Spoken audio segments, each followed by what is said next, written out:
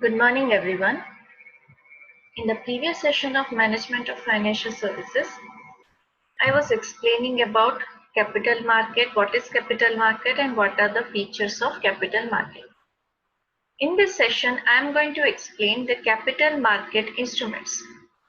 There are around 4 types of capital market instruments, and in today's session, I am going to explain about 2 types of capital market instruments. Okay? Now, first of all, I am going to explain what is capital market instrument, what does capital market instrument actually mean. Now then I am going to explain the various types of capital market instruments that you all can see on the screen, and then I will explain the 2 important capital market instruments. Okay, so let's begin the session. Okay, so as you all know that capital market deals with medium and long term funds. Now what they do, they channelize these medium and long term funds from the surplus units to the deficit units. They provide medium through which long term and medium term loans or funds can be raised by those units who have deficit in funds, and provide opportunity to those units who have surplus of funds so that they can get some kind of benefit from their surplus fund by investing these surplus funds. And the organizations, the institutions who have deficit in funds, they can also take advantage of surplus funds of other units. So that is actual that is the actual dealing that takes place in the capital market. So this process of transfer of fund is actually conducted through capital market instruments. Okay, so capital market, long term and medium term finances or funds are provided. The process of this transfer, the medium through which these surplus funds are provided as loan or in any other way, that medium is the capital market instruments. There are various capital market instruments through which organizations and institutions can get finance. Okay, now these are the documents of evidence. They actually prove that one institution has actually invested in a particular institution in a particular form. They have provided money to a particular organization. So it is proved to be as a document of investment, which actually gives evidence regarding the claim on the asset. Okay. Now, in the last, you can see there is a definition that any contract that gives rise to both the financial asset on one enterprise and financial liability or equity instruments of another enterprise. So obviously, let us take an example. There are two institutions or two organizations. One organization has provided fund and the other organization has accepted fund. So what will be the transaction? Now in this contract, the organization which has provided fund, that instrument, the capital market instrument will reveal that the institution has a financial asset, and the organization which has provided fund, that organization has financial claim over the financial asset. That is the that is the evidence provided as a capital market instrument. Now the other organization which has accepted fund, in their accounts they will mention these funds as a liability. So this same instrument will be the evidence of liability of the other instrument. So that is the capital instrument. So first of all, like I said, the process through which the funds, or the medium through which the funds from the surplus units to the process or the medium through which funds from the surplus unit is channelized to or provided to the deficit units, that medium or process is considered as capital market instruments, and they are the documents of evidence. They are the evidence over the claim of the investor on the asset. Okay, so after this I am going to explain the types of capital market. So on the screen you can see 4 important types of capital market. equity shares, which is also known as common stock or ordinary shares, preference shares, debentures, and bonds. These are the four types of instruments which are used by the organization to raise funds or to get medium and long-term funds from various investors. Okay. So the first capital market instrument that we are going to discuss or that I am going to explain is the equity shares. So as you all already know that equity shares are also called as ordinary shares. It is also known as ordinary shares. Okay. Now it represents the owner's capital. Now the shareholder, the holder of the equity shares are considered to be the real owners of the company. Now, they do not participate in the operations, in the management of the entire organization, but they have the voting right through which they give their vote regarding major decisions of the management or regarding any kind of decision that is taken by the management. So, every equity shareholder has a right regarding any decision, major decision taken by the management. Now, how this voting right is considered? Now each share means one voting right. Okay, so that is the voting right of an equity shareholder. Okay, now this is considered to be a permanent source of capital, source of permanent capital. Why it is considered to be permanent source of capital? This equity share is not redeemable in nature, means it won't be given back to the money which is invested by the shareholders will not be given back to the shareholders. They do not have a maturity date. That's why it is considered to be irredeemable. So it is not redeemable in nature. It does not have a maturity date. And that's why it is considered to be the permanent source of capital. Now, these instrument or these equity shares are only issued by the companies which are limited companies. Limited companies have the authority to issue the issue the equity shares. Now, these shares can be purchased either in the primary market when it is issued for the first time, or it can be purchased in the secondary market. So that depends upon the investor through which source they want to purchase the equity shares. Okay. So first of all, I am going to explain another element that I have mentioned, that is limited liability. So what does limited liability company means? Here what happens, the owners of the company has limited liability over the debts. Means they are liable to pay the amount of money which they have invested in the total amount of money that they have invested in the capital. Their liability is limited to that extent only. Okay, so they will repay the debt only by using the amount of money which they have invested, or they are limited up to the amount of money invested by the owner. They are not, the liability is not unlimited. I'll give an example. Suppose a person has purchased equity shares worth rupees 1000. So the person who have purchased equity share will pay the company only 1000 rupees, not more than that. So he is liable to pay that much amount of money only, not more than that. So liability is limited to the extent of amount of money invested in the capital. Okay, so that is the meaning of limited liability. Okay, so this is the meaning of equity shares. Now we are going to discuss, or now I am going to explain the features of equity shares. Okay, so the first feature of equity share is that maturity. Like I have said, equity shares do not have a maturity time. It is irredeemable nature. It is a permanent source of capital.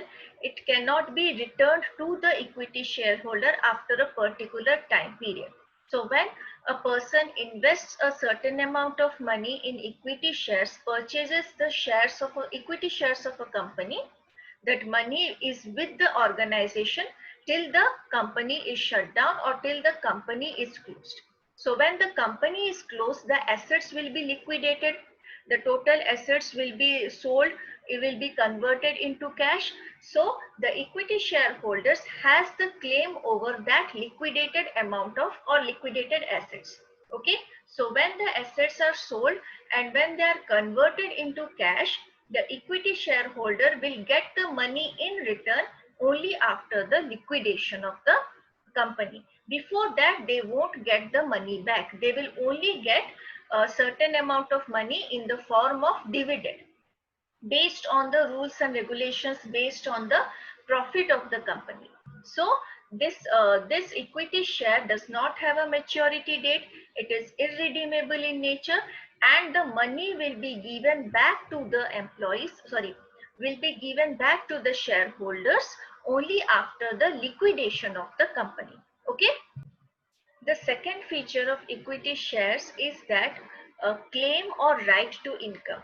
Now, usually equity shareholders have the residual claim on the income, which means that after paying the interest, after paying after paying the interest from the amount of profit, whatever amount is left over, the dividend to the equity shareholders will be paid after that. Okay. So first of all, interest will be paid, then preference shareholders will get their share of dividend, and whatever is left after payment of interest and dividend to the equity shareholders, whatever amount of profit is left, from that amount of profit only the equity shareholders will get their dividend. So they have residual claim over the income or the profit of the company. Okay. The third feature which is on the screen is that claim on the asset. So like claim on income, claim on the asset is also the same. They have residual claim over the assets of the organizations also. Okay. So when the company is liquidated, all the assets will be unified and will be converted into cash. After doing so, the interest or whatever amount after liquidation of all the assets, that is conversion of assets into cash, the debt will be paid to the debenture holders, the other creditors, even to the preference shareholders. So after making payment to these investors, after that only the equity shareholder will get something. So whatever is left after making payment to debenture holders, to creditors, to preference shareholders, whatever amount of money will be left, equity shareholders have claim over that money only. That's why they have residual claim over the asset also. Okay. Next one is the voting right, which is one of the most important feature of the equity shares. Okay. Now, usually what happens, big organizations, big companies which issue equity shares, they are managed by talented and efficient people. They have specialization in those areas, so they are managed by a particular group of people. Now, these group of people take various decisions regarding the company.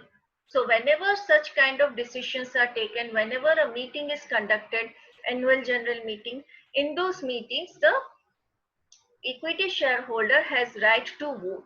They have a voting right while deciding important issues regarding the organization. So the equity shareholders do not manage the day-to-day operations of the organization, but they have voting rights through which they can vote regarding important decisions made for the organization or taken, important decision taken for the organization. Okay. And the last feature of equity share is limited liability. Like I have already said that the liability is limited to the amount of money invested in the capital. That is, for example, a person has purchased equity shares worth rupees 5,000. The person is liable to pay that much amount of money only. The liability do not exceed more than that. So that is the meaning of limited liability. Okay. So these are the features of equity shares. Now I am going to explain the advantages of equity shares.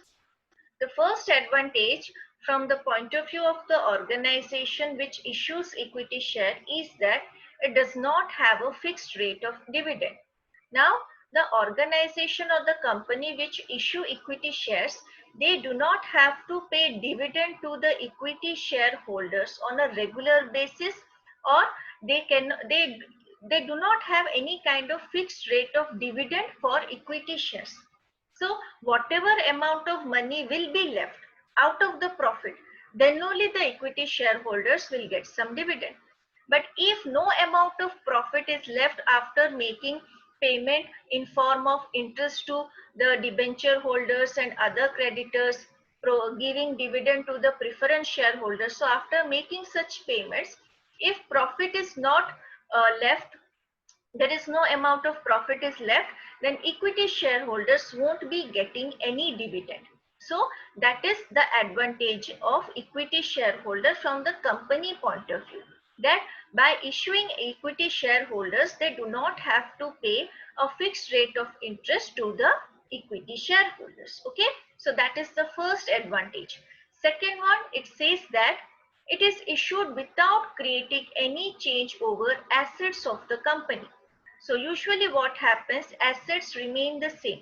Whenever equity shares are issued, they are issued to the general public or they are issued to some particular category of people.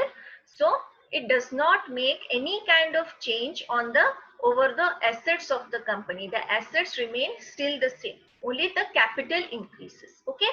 Next one is, like this point I have already explained, it is considered as a permanent source of capital because it is irredeemable in nature. It does not have a maturity date. The amount of equity share will be paid to the equity shareholders only after the liquidation of the company. In that also, at first payment will be made to the debenture holders, to the creditors, to the preference shareholders, and after that whatever amount of money will be left, out of that equity shareholders will be paid. So that's why it is considered as the permanent source of capital. Okay. Now the next advantage here is that equity shareholders are the real owners of the company. So equity shareholders are real owners because they have voting rights. They have the right to vote while major decisions regarding the company is taken. So they are considered the real owners of the company, and that's why they have residual claim over the profit and over the liquidation or over the assets. Okay. And the last advantage here is that equity shareholders gain in case of profit. Now usually in most of the cases what happens, many organization earns a huge amount of profit. In that situation, equity shareholders are the real gainers because interest rate is fixed. The rate of dividend provided to the preference shareholders, that is also fixed. So after paying the fixed interest and the fixed dividend to the preference shareholder, a large amount of profit will be left for the equity shareholders. So out of that large amount of profit, certain amount of money will be given as the dividend to the equity shareholders. So when the company earns more and more amount of profit, they get more and more amount of dividend. So they are considered to be the real gainers, or they gain in case of high profit. Okay. So these are the advantages of equity shares. Now let us discuss about the disadvantages of equity shares. Like any other aspect, element, every point, every aspect has some kind of advantages and disadvantages also. In the same way, equity shares also has some disadvantage. So the first disadvantage is that company cannot take advantage of trading on equity. Now I'll explain this in a simple manner.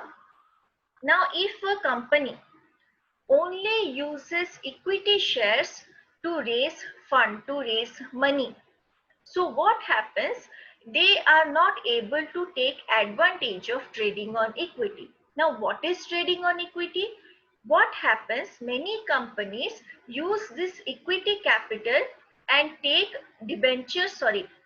take a large amount of loans from various institutions. So that do not happen when organization only issue equity shares. So when organizations only issue equity shares, they are not able to take advantage of the total equity shares. So usually what happens, trading on equity means taking more debt so that they can boost the return, they can increase the return of the equity shareholders. But because the organization uses only equity shares, they cannot take advantage of taking any kind of debt. Okay, so that is the first disadvantage of using equity share as only a source of raising fund. The second one is it cannot be redeemed. So this is another disadvantage from the point of view of the equity shareholder, that they have to wait till the liquidation of the organization to get the money back. Only if some amount of money is left. If after making payment to the creditors, debenture holders, other parties, if some amount of money will be left, then only the equity shareholders will get the money back that they have invested. So because it is irredeemable, it cannot be redeemed, many investors do not want to invest in equity shares. Okay, next one is equity shareholders can create obstacles. So how equity shareholders can create obstacles? Because they have voting rights. So while taking some of the major decisions regarding organization, suppose management has come to a conclusion that a particular kind of decision would benefit the organization, but the equity shareholders have voted against the decision. So this may create problem for the company. This may create obstacles in the success of the organization, because there are certain decisions which may reduce the profit because they want to take some kind of risk. So reduction of profit simply means that equity shareholders won't get any dividend, because they don't get fixed rate of dividend. Whatever amount of profit is left after making necessary payments, then only they will get the dividend. So many equity shareholders may consider about their benefit first and then the benefit of the organization. So this may create many kind of obstacles and problems which would we can say which would not let the organization, let the company to become more and more successful. Okay, now the next disadvantage is that higher profits will lead to higher dividends, which will increase the market price of the shares. So what happens when organization or a company has increasing or has higher amount of profit? Every year the profit amount is increasing. So if higher amount of profit is there, they will make payment to their fixed obligations, and they will make higher dividend payments to the equity shareholders. So when on a regular basis higher amount of dividend is paid to the equity shareholders, it will increase the market price of the share. So this may create many problems. The market price of the share may not be actually that high, but because of higher payment of dividend, it will be reflected in that way. So this may also create many problems for the company. So higher profits may lead to many kinds of problems for the organization. Okay. The last disadvantage is that now since equity shareholders are considered to be the real owners of the organization, what happens, they have to bear a high degree of risk. Like I said, they won't be getting a fixed rate of dividend. There may be chances that during after the liquidation of the organization also they won't be getting their money back. So the risk, the degree of risk of an equity shareholder is very high. So the investors who are very risk averse, who want to invest in safe security, who wants to get a regular source of income, this equity share is not a right way of investment. So this discourages many investors to invest in the equity shares. Okay. Now in the second point, like I mentioned, that it cannot be redeemed.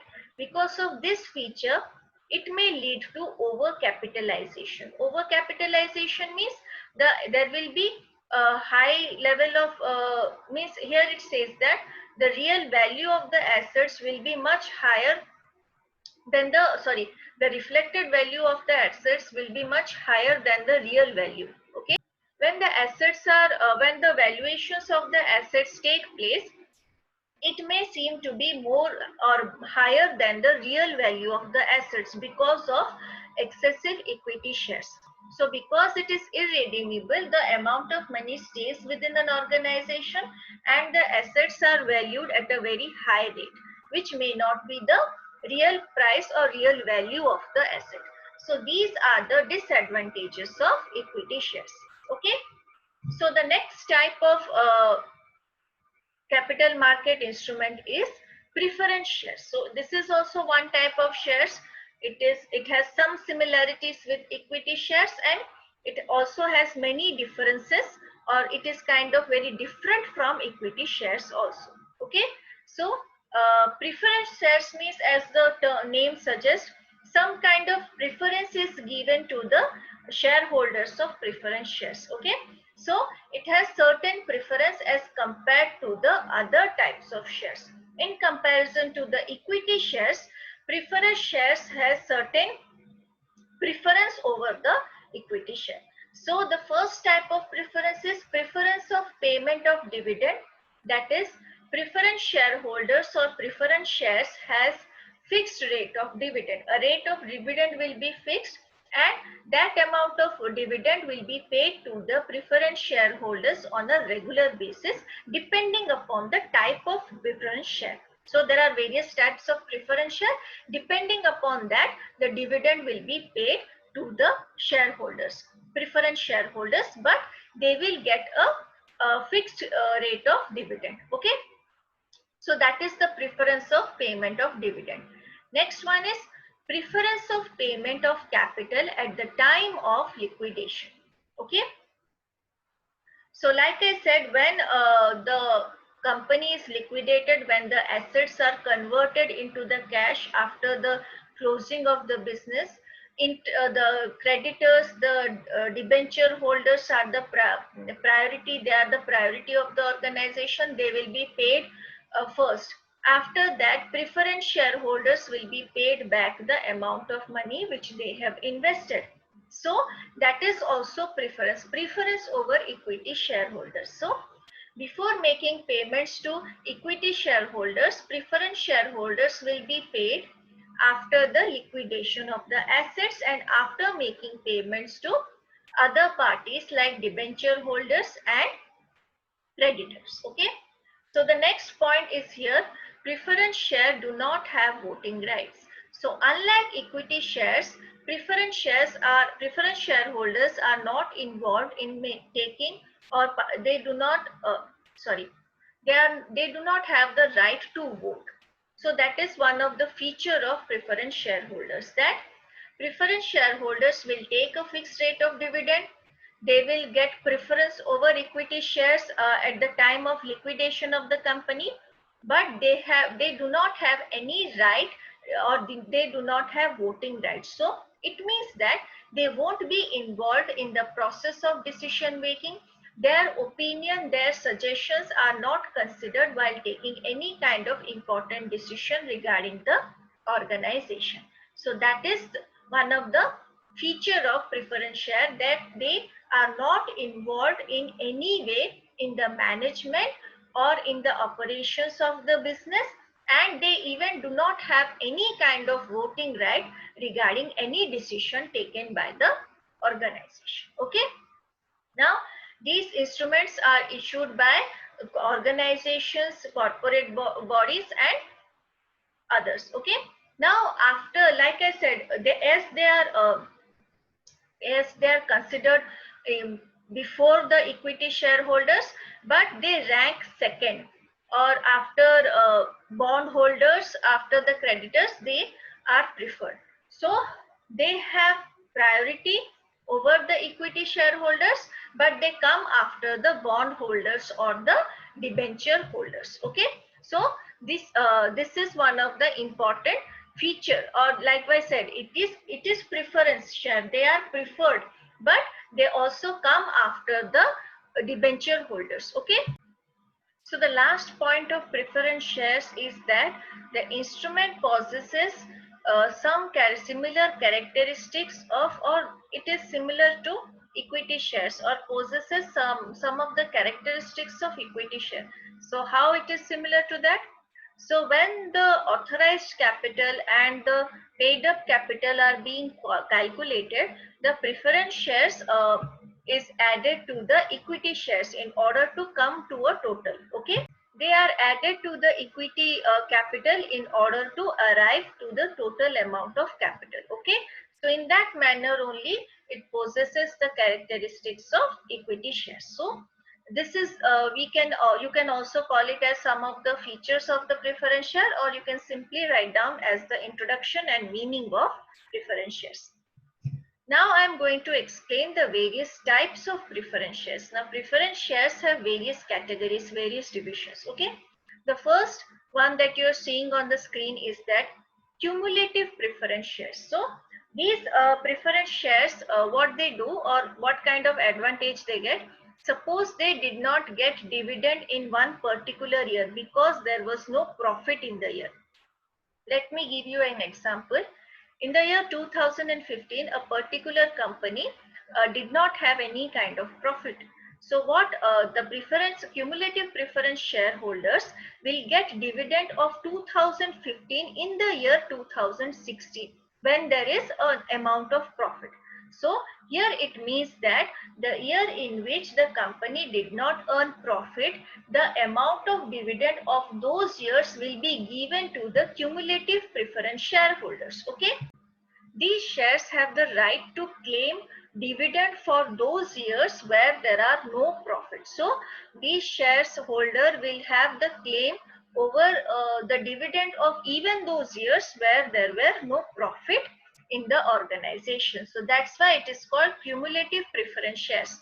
So the dividends of all the years when there was no profit will be given to the shareholders, preference shareholders, in the year in which there was profit. So it will be added, it will be made in a cumulative way and will be provided to the cumulative preference shares holder. Okay, next one is non-cumulative preference shares. Here it simply means that it will not get the dividend for those years where the company did not earn any profit. So it will get the amount of dividend only for those years where the company has earned income or has earned profit. So in the year of profit only, the company, the shareholders will get the fixed rate of dividend. And for those years which the company did not earn any kind of profit, for those years the shareholders will not get any kind of dividend. Okay, next one, redeemable preference shares. Okay, so redeemable preference share means usually like I have explained previously that shares are not redeemable. So why preference shares have such kind of type that is redeemable? So a company can only issue redeemable preference shares only if the article of association allows such kind of issue. If that kind of issue is not mentioned in the article of association, if article of association does not have any clause regarding redeemable preference shares, no company can issue such kind of shares. So what is redeemable preference shares? So redeemable preference share has a maturity date. So after a certain time period, the amount of money, the total amount of preference shares will be paid back to the shareholders. So that is redeemable preference shares. It comes with a maturity date and it is prepared and it is issued for a certain time period only. Next one is irredeemable preference shares. So like any other any other shares, these shares are not redeemable in nature. They do not have a maturity date. They are not issued for a specific time period. The amount of money will be repaid only at the time of liquidation of the company. So those are irredeemable preference shares. Next one is participating preference shares. So what is participating preference share? So like I have explained that preference shareholders or preference shares have a fixed rate of dividend, but participating preference shares may also get some kind of extra benefit. how they are supposed to get extra benefit? So even after getting a fixed rate of dividend, they also have a participation in the profit which is left after the payment of interest and dividend to the preference shares. So participating preference shares can get dividend of the out of the remaining profits which is meant for the equity shareholders. So like I said that after making payments in the form of interest and dividend to the preference shareholders, equity shareholders get their share, whatever amount of profit is left. So this participating preference shareholders will also get some kind of portion from that profit. So it means that they will get a fixed rate of dividend. At the same time, they will get some extra amount of dividend out of the profit which is meant for the equity shareholders. Okay. Next one is non-participating preference shares. Okay. It simply means that they will only get the fixed rate of dividend, the rate which is fixed for the preference shares. They will only get that much amount of dividend. There is no extra dividend out of the residual profit. Okay. Next one is convertible preference shares. Okay. So convertible preference shares, they are those kind of shares which can be converted after a certain period of time into equity shares. So after completion of that period of time, the preference shares can be converted into equity shares. Okay. And the last type of preference share is non-convertible preference shares. So unlike convertible preference shares, they cannot be converted into equity shares. They will be preference shares till the time of liquidation of the company. So these are the various types of preference shares. Okay. So in the next session, I am going to explain the features, the advantages and the disadvantages of the preference shares. Okay. Uh, so that's it for today. In the next session, I am going to explain the remaining portion of the preference shares, and then I am going to explain the other two types of capital market instruments. Those are debentures and bonds. So that's it for today. We will meet in the next session. Thank you.